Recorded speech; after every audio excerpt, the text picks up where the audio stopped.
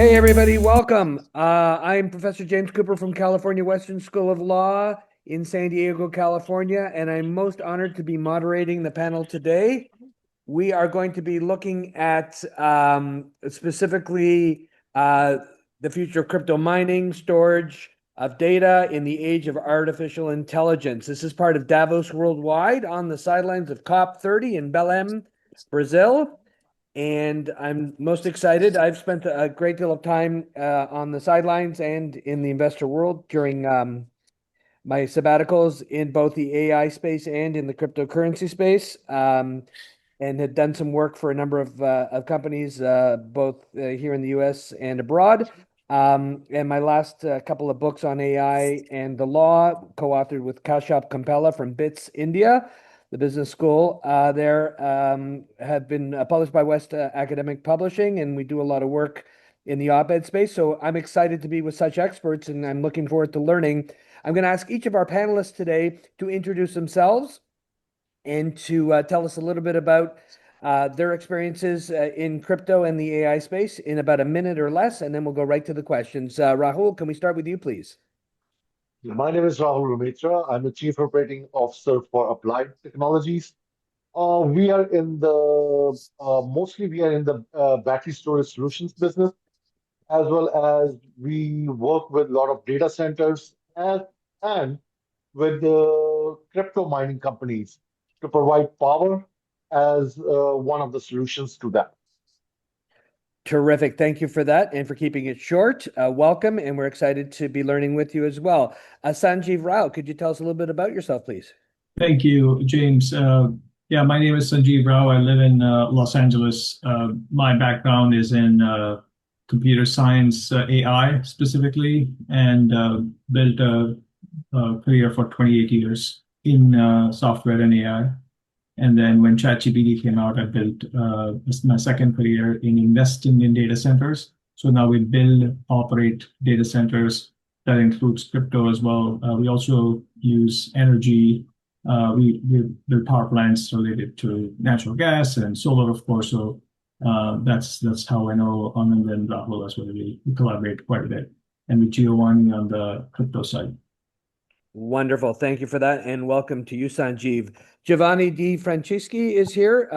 Where about you located now? Where are you going to be going once we finish talking today? I'm in San Jose right now, preparing for the Super Bowl. I invested in a Dome company that'll be taking over Dome during the Super Bowl. I expect soon to be in Texas looking at some natural gas locations, and I am the portfolio manager to a single family office and may have co-invested with Sanjeev. I'm not, Sanjeev and I may be able to sort of yin and yang off of each other. I don't know what's happened since I last saw him, but you may have two people who have co-invested with each other. Not Wonderful. exactly sure yet. Well, if you're going to yin and yang off each other, I'll send you both a waiver for you to sign because I don't want any liability for any of us. Ali Doon is here with Okay. us. Ali, welcome. Tell us a little bit about yourself. Hey, hi from Houston, Texas. I'm Ali Doon. I run a company called Hanagon. Hanagon is the parent to a group of technology companies.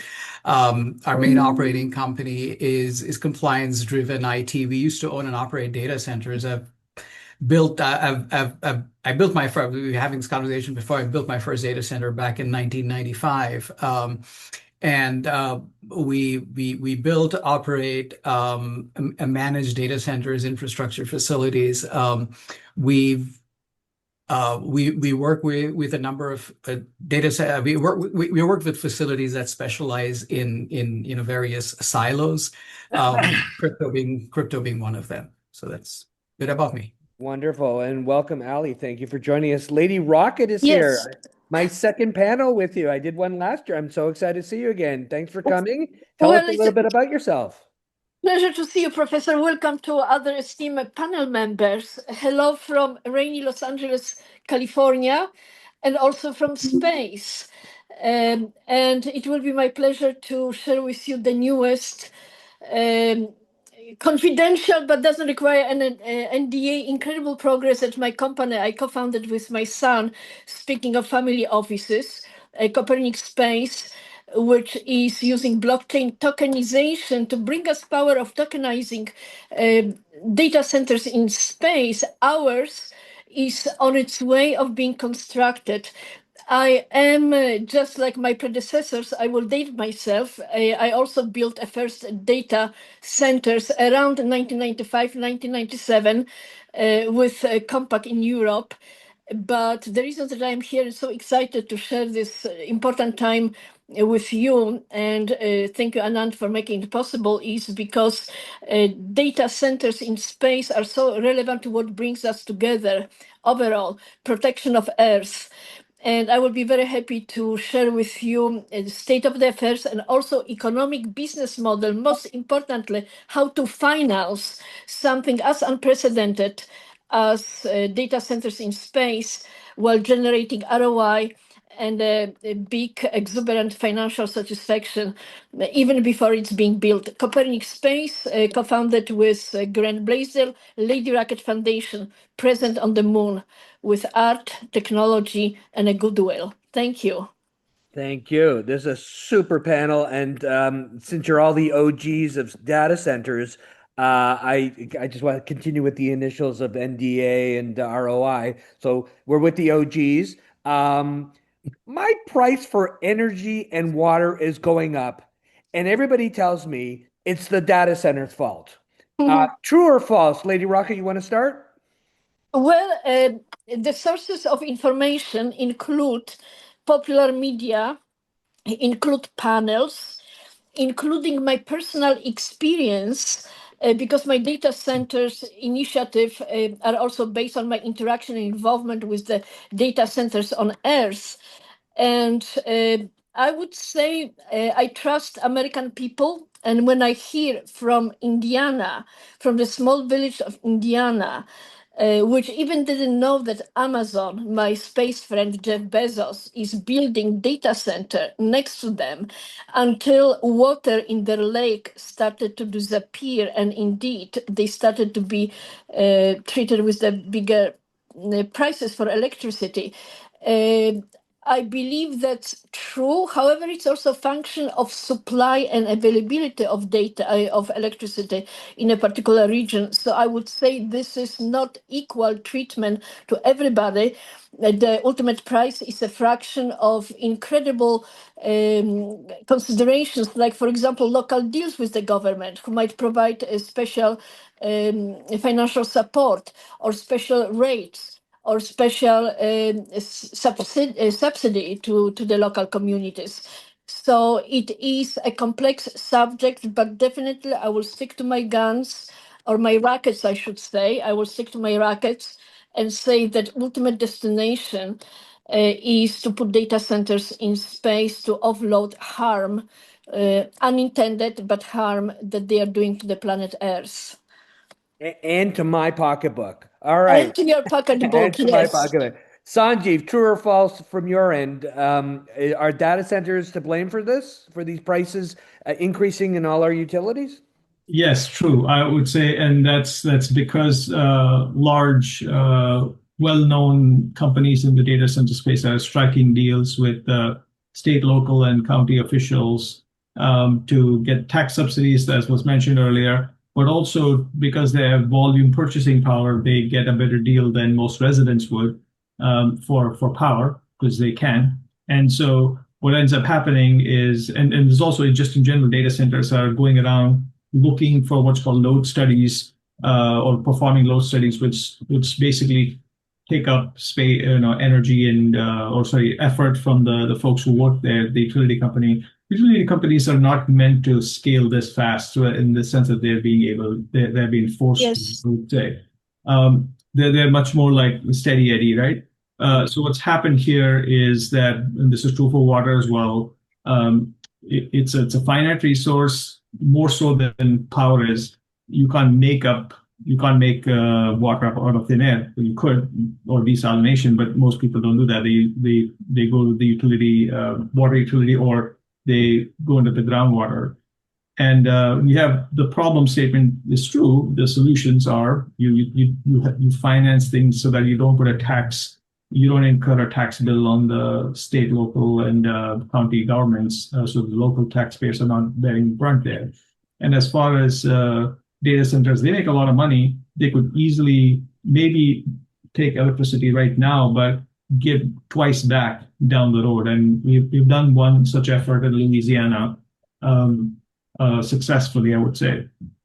And then on the water side, the best thing to think about is like it's if you want to build a data center in Texas or in New Mexico or in Phoenix, like you're gonna deplete other people's water, right? So at least on parts of it which are very dry. So better to look at technologies that don't consume as much water when it comes to chip cooling, liquid cooling, for example. They don't consume as much water, or natural gas plants that are they can utilize the heat in different ways, so not just evaporating a bunch of water every time. So anyway, long answer there, but hopefully that helps. Thanks so much, Sanjeev. Rahul, from your perspective, do you think data centers are getting a bad rap, a bad reputation? Well, not getting a bad reputation with using electricity and water. That's where we come into picture. We come with the battery storage solutions, which alleviates the problems of high usage during the peak times. And with our solutions of putting BSS behind the data centers, it controls the power flow.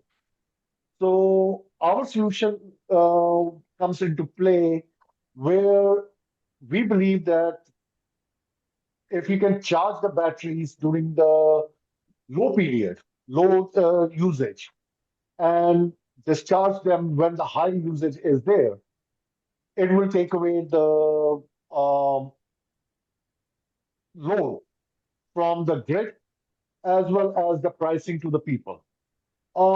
Regarding the water usage, like we use water cooling for all our BSS systems, but it is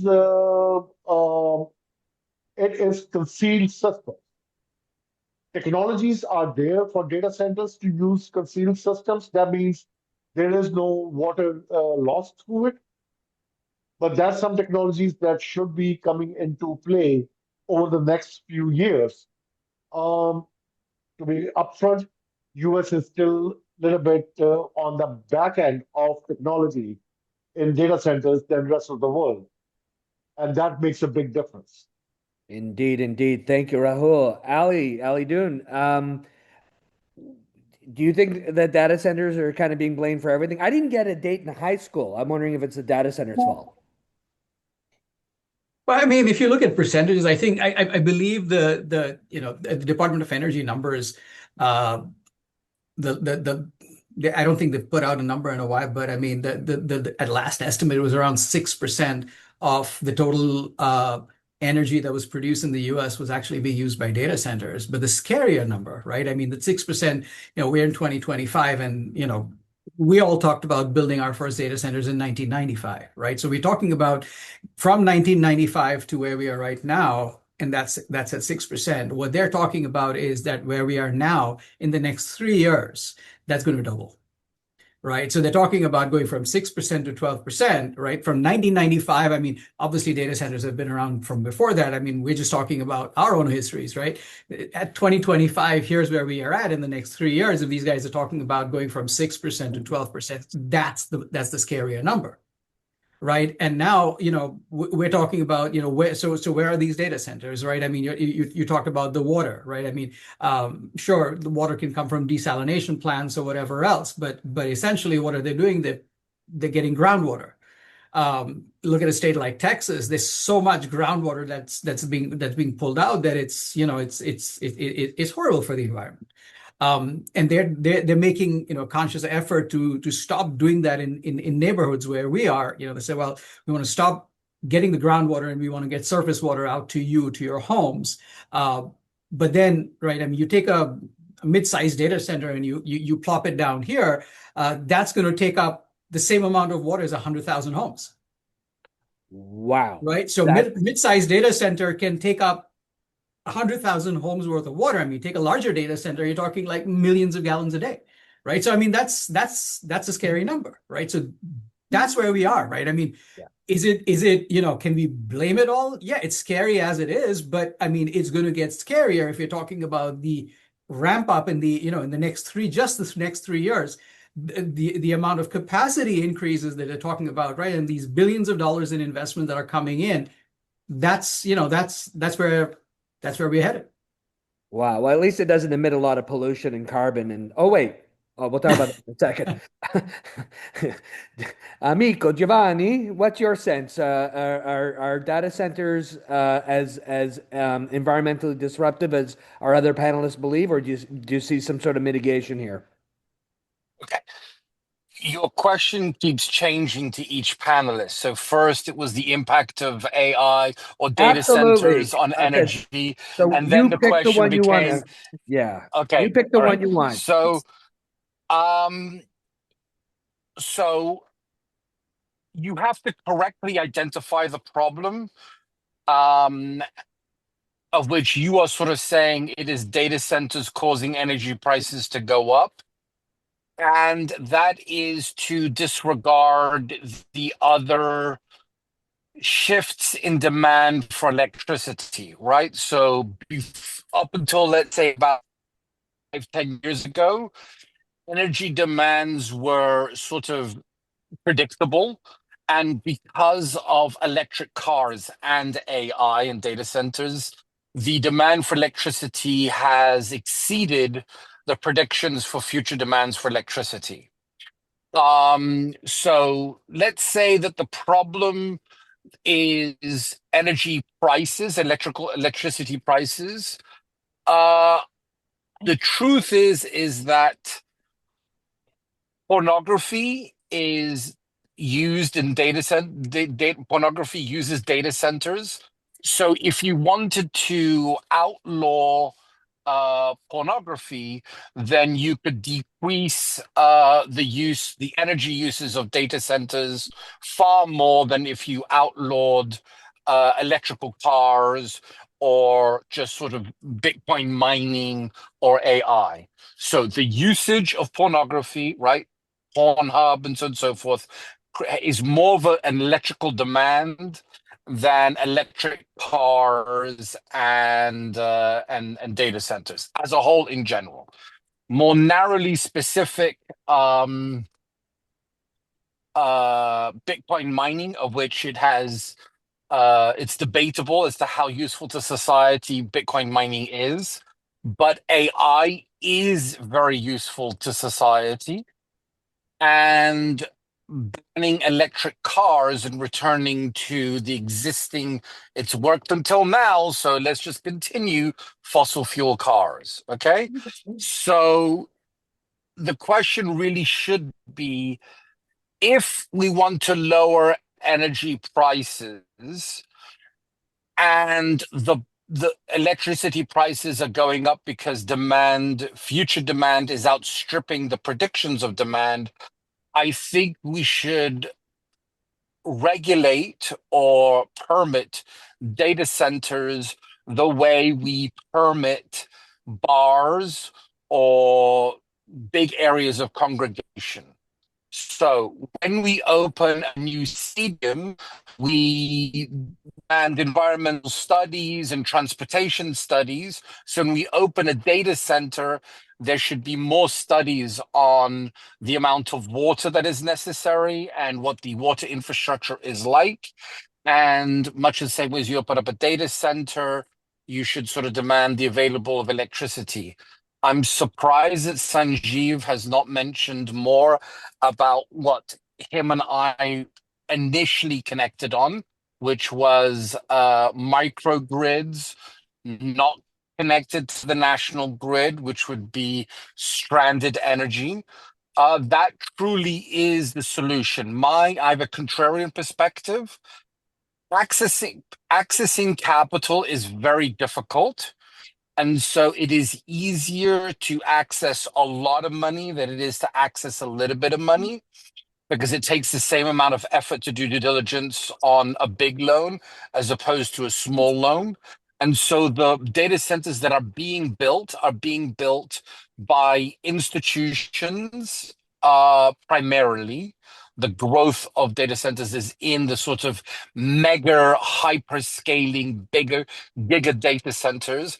Whereas if we chose to not build huge data centers, singular huge data centers, but multiple decentralized data centers where there is stranded energy, I do believe that we could meet the energy demands of data centers whilst not only not negatively impacting the environment, but actually positively impacting the environment. So I'll give you a quick little example. Thank you. I'll stop you Okay. there, and thank you. Christopher Chu has joined us, and he has a long history of building data centers as well in the crypto space. Welcome, Christopher. We're just talking about the environmental impact, both from an energy price perspective, a greenhouse gas perspective as well, I added in, and even water. What has been your experience with some of those environmental dangers that come with building such centers? Yeah. Hey, James, it's Chris. Yeah, just so I understand the question correctly. So we're talking about the environmental impacts of data centers. Exactly. Okay. Yeah. I mean, I think in terms of when it comes to environment, I think wherever you're building at, I mean, I think just I would say that I think we all have to be mindful in that, but at the same time, I think accessing, I don't know exactly what scale you're talking about, but accessing large, loads of electricity, obviously there's, large energy consumption, in places out in like Texas or so to say, when it comes to something like that out there, there are obviously environmental concerns.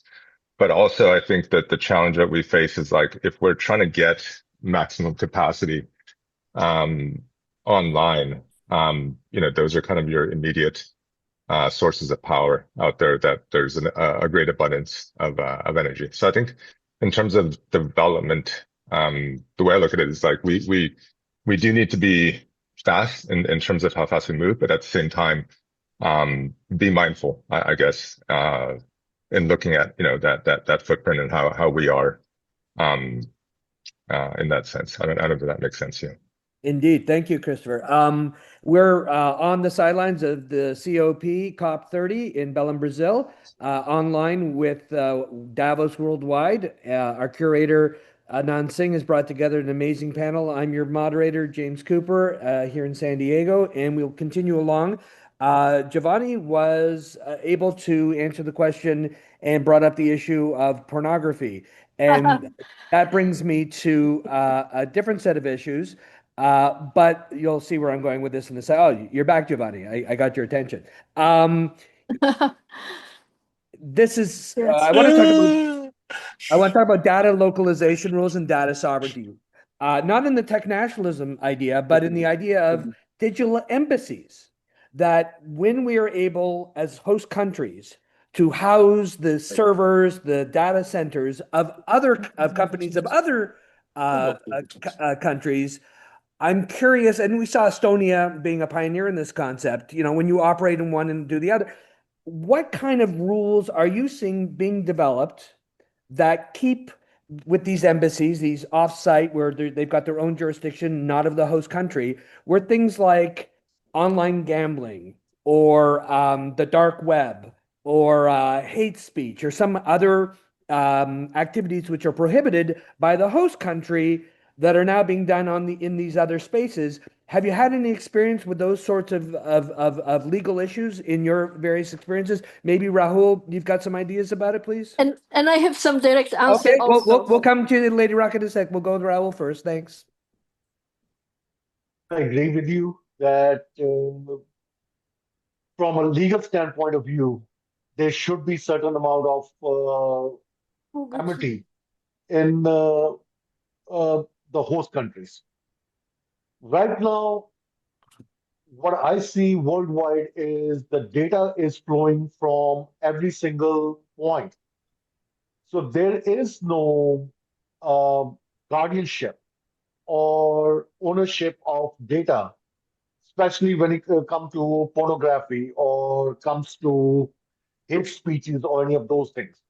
Um, I won't name some countries, but there are some countries that are um, in the market for 90% of all our spam emails comes from those countries, which we cannot stop. There should be regulations on them. I believe we are much behind the eight ball on those regulations. I haven't seen any, and since you are in the legal field, I am in the legal field. I don't see any of these things coming in play in the near future unless it's done in a global form fashion. And till we get everybody who's in the data center industry on one panel to come up with some kind of rules and regulations, I don't see it happening. That's I my would, viewpoint. yeah, I would agree. I would agree with you. I think that we're seeing it even in AI regulation and all sorts of other areas that we increasingly have a Wild West, and we instead of all boats floating up, we kind of see a dumbing down and a spiraling of what we're willing to allow. No different than in real life, in the real world of child labor or of environmental lax the environmental protections being used as strategic advantages, like you said, 90% of the spam is coming and being processed through certain countries' data centers.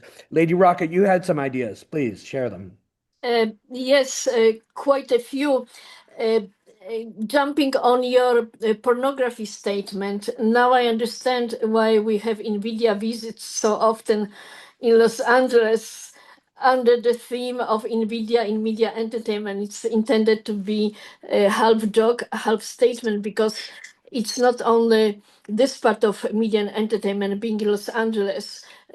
You touched one of the major industries here, but you are absolutely right that there are applications for the data centers that are driving also a lot of investors. Being a direct investor who is putting my money where my mouth is, where my heart is, and I hope our heart is in the same place, being here guests of Anand at a conference that is supposed to be a steward of taking care of Earth. I strongly believe that listening to our discussions about data centers on planet Earth reminds me of discussions that took place 150 years ago or so when kerosene was discovered. And the first application for kerosene that people were getting excited about was to use it as something that horse buggies were using to give light to the passengers. And it took a little while for kerosene to game change the entire humanity because it gave a birth to automobile and the entire industry. Being biased as someone who has been investing in space industry, or I should say economy of space industry for last 10 years, forgive me if I am simplifying the situation, but to me it is so obvious that the solution would technically, operationally, should be available during next 2 to 3 years is placing offenders of our planet directly in space.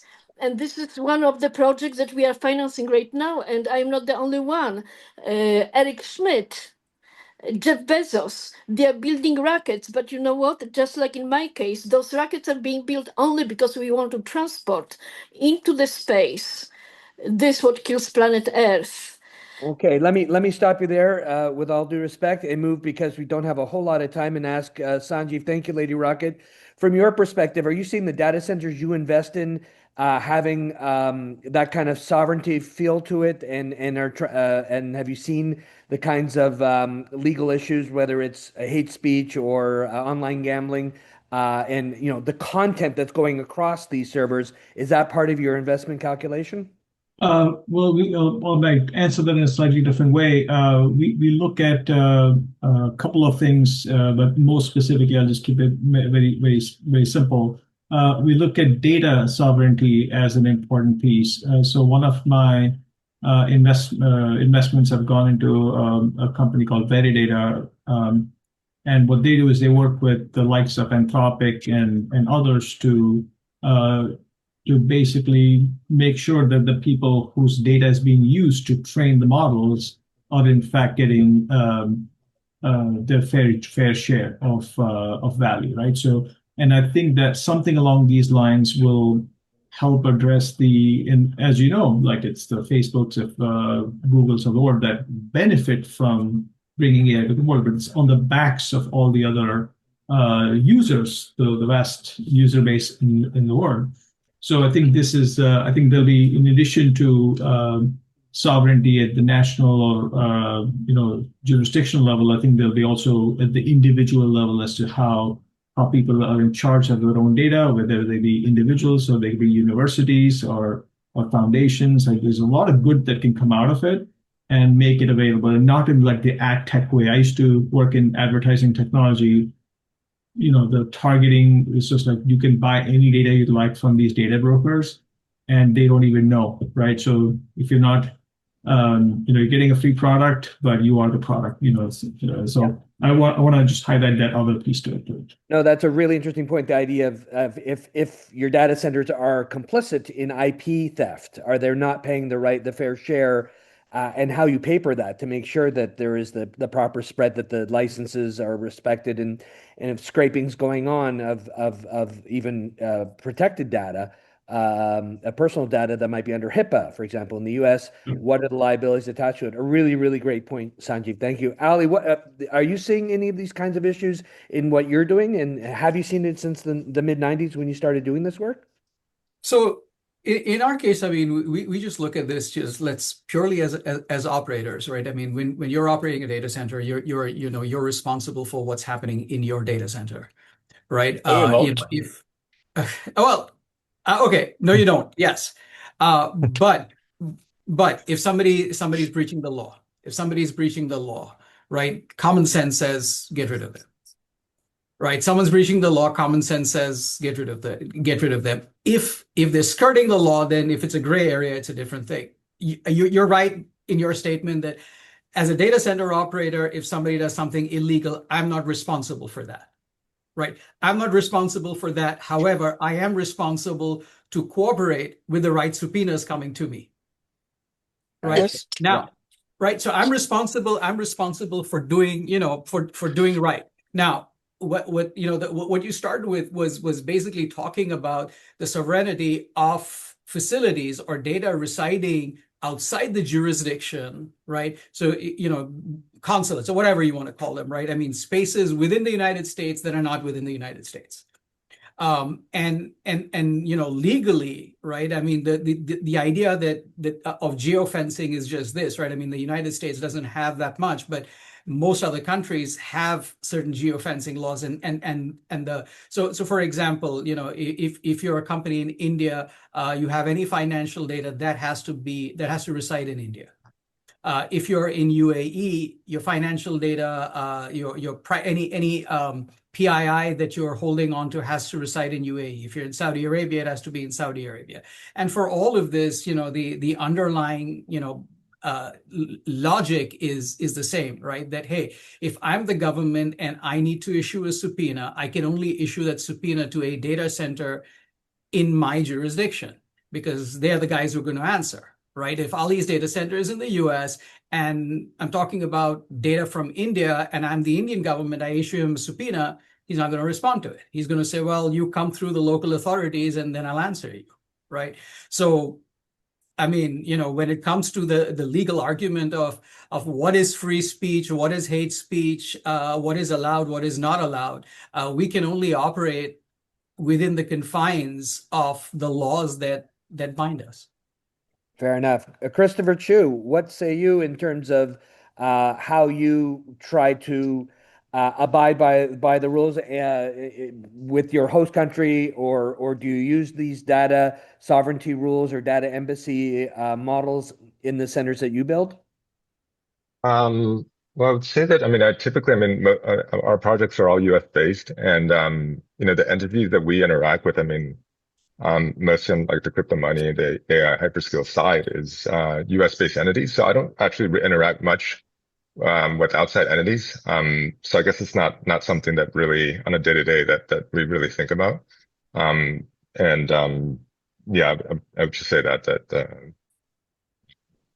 it's not a topic, I guess, that kind of concerns, I guess, us as operating this type of facility, in the US. Thank you for your candor. Giovanni, is this something that you think about when you're making strategic investments for the family office? Not at all. All right, moving There on is then. We're going to do a lightning round. All right, thank you.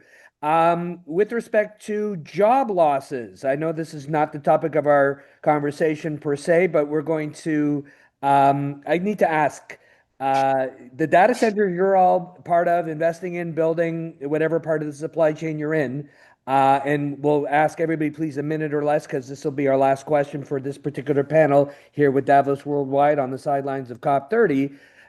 With job losses, Goldman Sachs, 2.5 years ago, March 2023, did a report that said there are going to be 300 million of the 1.2 billion knowledge-based jobs in front of computers, jobs inputting knowledge-based jobs. 300 million of 1.2 billion in the next several decades will be disrupted, if not dislocated and completely lost. We know, and I know this from my own, the training of the law students I train and the lawyers I know and with whom I used to work, that AI is quickly creeping into the legal industry as it is in medicine, accounting, finance. This is not news to any of you. In essence, AI is colorblind. It comes for the blue collar work and it comes for the white collar work. I'm curious, as you build these things, does it concern you at all? Yeah, you're building data centers. That's awesome. There's some temporary jobs. Is it a job killer, the data center, long term, because it's going to foment more AI, or is it going to help with the future economies? Rahul, could you start, please? I believe the job loss that you're talking about is only tier one job loss. I don't see a lot of tier two or tier three job losses. That means experts are not losing their jobs. The data centers, the AI overall is also creating jobs. So there is a job creation with the loss of jobs also. Um, the question that should be put in is how do we train the people to change from what they're doing to what the future is? Also, last question which I will put up to anybody is AI is making it more efficient than anything else. We are just, I'll give you a simple example. My wife owns a couple of dental offices. We are trying to implement AI, and Mr. Dhoon has been helping us implement it right now to handle stage one phone calls. Are we going to lose any people for that? To be very honest, we are not going to fire anybody. It's just going to make it more efficient for the patients to. Uh, it is going to more. I would say it's more efficient for the patients. There is not going to be any job loss in this form fashion. It's just going to make it more effective. That's Thank you how for I look that. at AI for that. No, it's great that AI then becomes a complement rather than a substitute. Giovanni, do you think at all in your investments about the societal impact in terms of jobs? Or do you think I do think about it, but I can't remember who said it. But when the music is playing, you got to keep dancing. In relation to bubbles, I soothe my concerns by thinking of Luddites and the loom, right? So the loom made weaving sort of, in weavers, right, knitters, sort of obsolete, and that's why Luddites destroyed the loom. But cloth advanced and became more useful, more reliable, cheaper, and with increased amount of cloth and varieties of cloth came other industries like tailors and so on and so forth, which would not have existed if we remained sort of caveman and sort of creating clothes with pelts, and that's about it. So I think the concerns about AI taking away jobs are valid, but the bigger question is how much disruption to society and the job economy will AI make? Can we transition to a new economy where we demand and expect more from our knowledge workers who utilize AI, whilst not disrupting the knowledge economy such that, for instance, I'll give you a more recent example. When electronic trading made the pits obsolete, there were many pit traders who did not make the leap into trading online and on computers, and they got left behind. And some of them, their quality of life considerably regressed, and those people who managed to make the leap to online trading or digital trading, the youngins, the hot guns, right, who knew the technology would make sort of naive mistakes, and it is only a cycle or a year or two later that the wisdom of the experienced trader was then valued, and then did the young hotshots and the old wise guy merge their talents and competencies and become better. But in the meantime, the old guys were sort of left out to pasture. Some of them just sort of wandered off, and others stayed by the gate waiting to be called by the farmer to be useful again. So that's what's going to happen with AI and its disruption of the knowledge economy. Thank you. Ali Doon, what say you? Do you think jobs are going to be as impacted as some of these reports are forecasting? So I agree with what Giovanni and Rahul both said, right? I mean, it's really, it's a question of shifting skill sets, it's shifting requirements, the economies and the world's going to find a way to balance itself, right? I mean, what Giovanni said, right? The folks who wanted to stay relevant stayed relevant. The folks who wanted to move ahead and adopt the new technologies were able to move ahead, and some of them, some people got left behind. So will it change things? Absolutely. But I mean, we've seen the world changing in so many different ways in our own lifetimes, right? I mean, we either adopt or we get left behind. No, there's a lot of social Darwinism going on here, indeed. The vagaries of globalization continue. Christopher, how about you? Do you see a lot of disruption in the job market? I would agree with what everyone on this panel has kind of said, and that I think it's short-term disruption, but I think long-term actually probably more job creation. I would just say that it's in the short term, AI it's a great tool. I just think that more and more people, we all need to learn how to use it.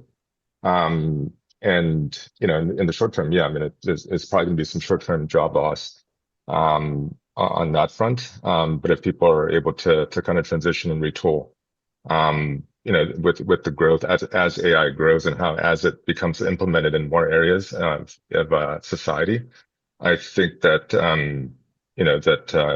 it's actually going to be job creation over time, but that might take a while to realize. From your mouth to God's ears, Lady Rocket, as from your perspective, in a minute or less, because we're way over time, do you think that there's going to be a lot of job loss or net job growth? It's not about growth, but also quality of jobs. I came back from my trip to Sonoma and Napa Valley, because of wine. I was there to meet with Native Americans, Indians to upscale their economic base, their skill set base, future of their kids by considering building data center on the reservation ground. And one of the reasons for me to undertake this initiative is because we feel obligated, we who are already participatory in that, to look at the data centers as accelerators of the economic knowledge educational choices. And since you are a professor at university, I was connecting it also to Sonoma State University, which I think can create a phenomenal synergy between data center, which should pay grants, should give money to local educational institutions, just like what I am planning with Sonoma State University, to accelerate positive impact of data centers on inspirational skill set, on being inspirational to shift, for example, Native Americans from being gambler servants into being participants in the biggest next wealth creation in addition to space, which is AI, and data centers are a part of this infrastructure if we choose to take responsibility for it. So yes. Wonderful, and thank you for doing that and for expanding those economic opportunities. Sanjeev, you get the last word. Job loss, job gain. What say you? Yeah, thank you. No, I'm in agreement with everything that was said. I think the only thing on top of what Lady Rocket was saying that I would add, which I agree with, is that data centers won't voluntarily do it. I mean, maybe she would do it, maybe I would do it, but it's not. You can't expect this approach of data centers kind of being philanthropic in a lot of ways. So I think it is incumbent on society to figure out some ways to truly attach the retooling, the reskilling, the re-education needed, and the pace of education is to dramatically grow. Because in young people who are just graduating out of college, they have, at least in America, they have a lot of debt, college debt, and they got nothing to show for it because they're not getting jobs because they're the lowest qualified for any given job, and they won't get hired because AI might be taking that away. So a lot of good points were made. I agree with all of it. And with that mountain of debt, maybe we can build a data center on top of that mountain of debt. Thank you all. This was a great panel. Thank you. I'm very blessed to have been here for the future of crypto mining, data storage in the age of AI for Davos Worldwide, on the sidelines of COP 30, to Rahul Rametra, to Sanjeev Rao, to Giovanni Di Francisci, to Ali Doon, Lady Rocket, Eva Blaisdell, and Christopher Chu. Thank you all for being such wonderful panelists. And thank you, Mr. Anand Singh, for hosting us and curating this great panel. We'll leave it back to you.